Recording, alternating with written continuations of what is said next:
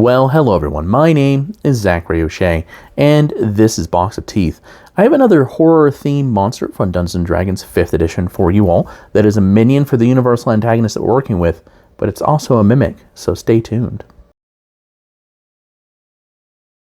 As a reminder, here in early April, we're batting cleanup, pun intended, for La Contessa, the universal antagonist we were covering last month in March, but I took some time off. She's an amalgamation of Count Dracula and Van Helsing all rolled into one.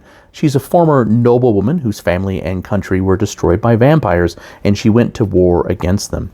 She's also an alchemical genius, so she used black science to extend her own life into kind of a horrid undead state unlike any other.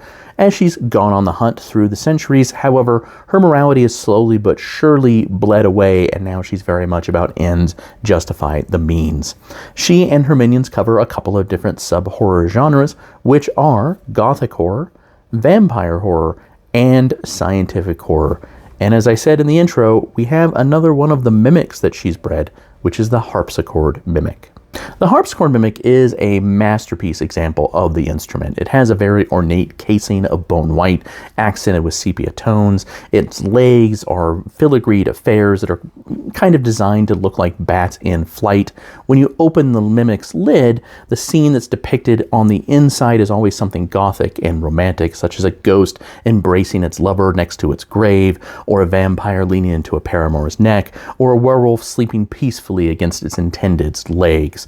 However, the truth is always a little bit more bitey, as it were. As a lover of music, La Contessa bred harpsichord mimics partially to fill her layers with them, so they can provide kind of a comforting, continuous song for she and her minions. But she also knew that her bitter enemies, vampires, really were drawn to instruments that were romantic and robust and dramatic. It's easy enough to ensure that these instruments are bought or looted by sentient undead, and it's also fairly easy to smuggle one of them into a haunting house while the spirits are dormant. The mimic's songs produced are on its own stretched vocal cords and are just as dangerous to the living as they are to the dead as well.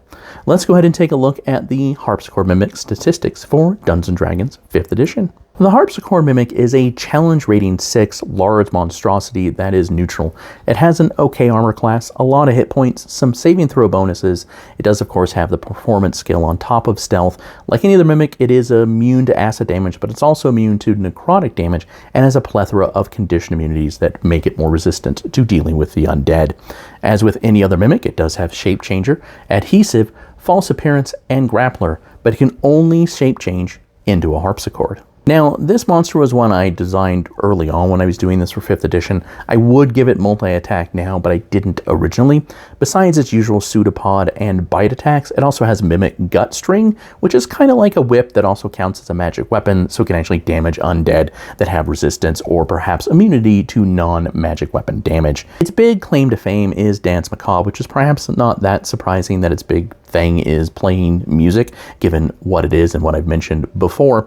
It affects all non-mimic creatures within 30 feet whenever it uses this, and these effects last for 1 minute or until it moves on to another song or until it dies. First off, we have apparitional aria, so creatures in the area effect that have plane shift, shape shift, or incorporeal lose those abilities and take 3d8 radiant damage as long as they remain in that area at the start of each of their turns.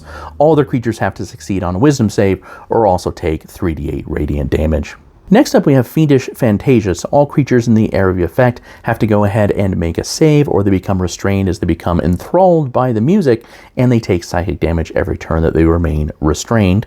Then we have Wraithly Waltz, so all creatures in the area of effect cannot regain hit points. Last off, we have Strigoi Sonata, so all creatures in the area effect have to make a save or become charmed.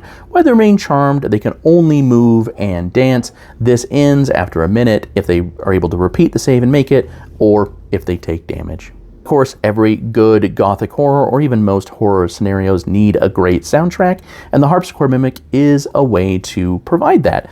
Again, I'd probably play with it so they can multi-attack or perhaps attack and use the songs at the same time, or at least start the songs at the same time. It was very early in my kind of creature design career for 5th edition when this was originally made.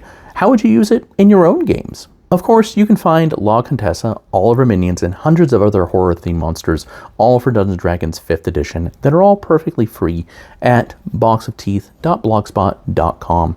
If you're more interested in the non-Dungeons & Dragons role-playing projects that I have, or the horror fiction that I write, that includes Grease Paint right here, Book 2 should be out sometime this summer, you can always go to www.zacharyoshay.com. As always, I appreciate your time and your attention, and have a wonderful rest of the day.